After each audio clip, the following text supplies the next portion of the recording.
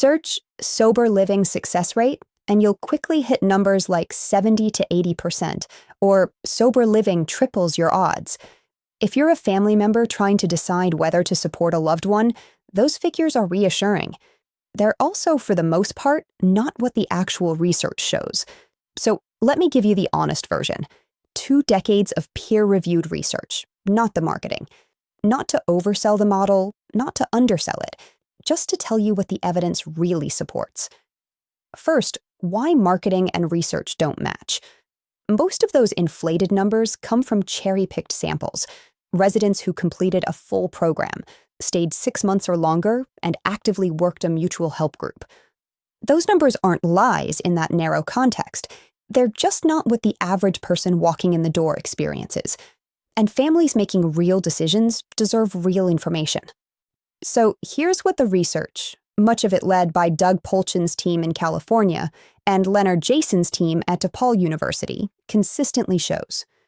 1. Residents show meaningful improvement.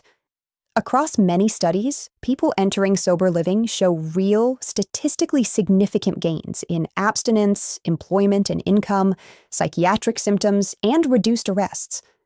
Those gains usually appear within the first 6 months and hold up at 12 and 18 months for most residents. 2, and this is the most consistent finding in the entire literature, length of stay is the strongest predictor. Residents who stay 6 months or longer do substantially better than those who leave earlier. The person who stays 12 months is meaningfully more likely to hold on to recovery than the person who stays 3. The protective effect grows the longer someone stays. 3. Oxford houses, peer-run, no paid staff, show strong outcomes anyway.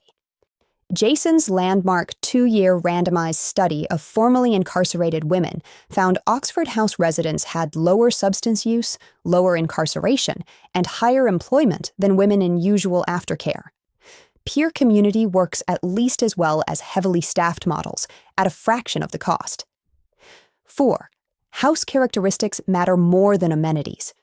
A study of 49 recovery homes found that documented rules, peer accountability, and community orientation were tied to better outcomes, more than staffing intensity or nice furnishings.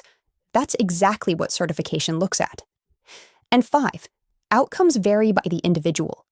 Sober living works better for people who enter with some commitment, who have more stable recent histories, who stay longer, who actually participate, and who don't have severe, untreated co-occurring conditions.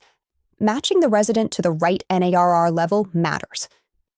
Now, what the research does not support. It doesn't support a flat 70 to 80% success rate. It doesn't support sober living cures addiction. No residential model does. It doesn't support it works for everyone.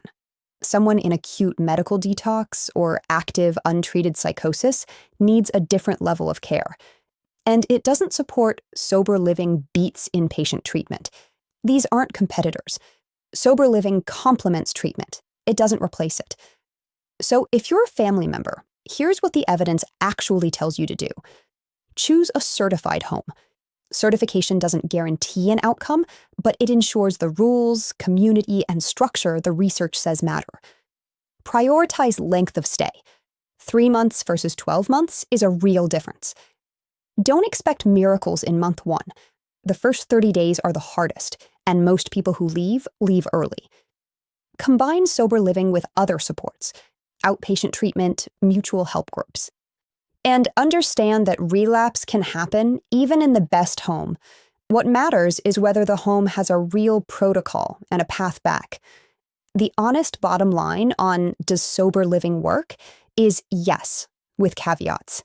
Certified, well-run recovery residences produce meaningful improvements in abstinence, employment, mental health, and reduced justice involvement, especially for people who stay 6 months or longer and engage with the peer community. The effect is real. It's not universal. It's not a guarantee. It's a substantial improvement in the odds for the people who commit to the work. The full research review is linked below, and you can find certified Arkansas homes through the AARR directory.